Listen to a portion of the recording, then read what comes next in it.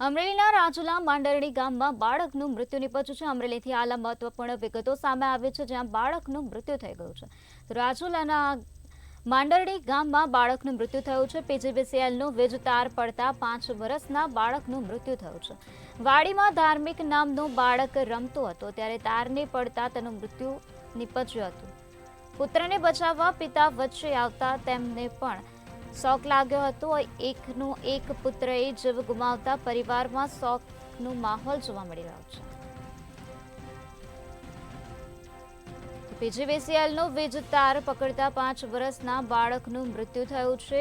વાડીમાં ધાર્મિક નામનું બાળક રમતો હતો અને ત્યારે તાર પડતા તેનું મૃત્યુ થયું છે। ત્યારે પુત્રને બચાવવા પિતા વચ્ચે આવતા તેમને પણ શોક લાગ્યો હતો। ત્યારે પરિવારનો એકનો એક પુત્રએ જીવ ગુમાવ્યો છે। તેના કારણે પરિવારમાં શોકનું મોજું ફરી પડ્યું છે।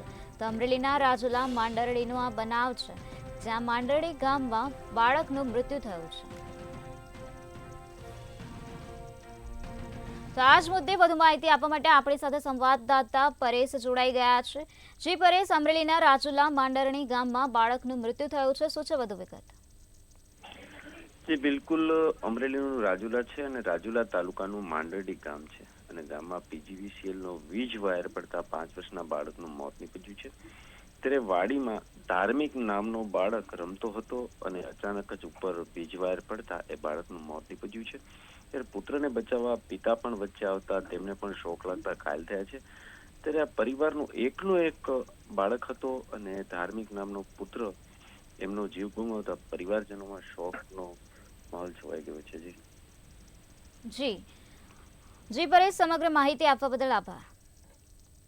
તો રાજુલાના માંડરણી ગામમાં પીજીવીસીએલનો વીજ તાર પડતા 5 વર્ષના બાળકનું મૃત્યુ થઈ ગયું છે। વાડીમાં ધાર્મિક નામનો બાળક રમતો હતો અને તેના પર તાર પડતા તેનું મૃત્યુ થયું છે। પુત્રને બચાવતા પિતા વચ્ચે આવતા તેમને પણ શોક લાગ્યો હતો। ત્યારે એકનો એક પુત્રએ જીવ ગુમાવતા પરિવારમાં શોકનું મોજું ફરી વળ્યું છે।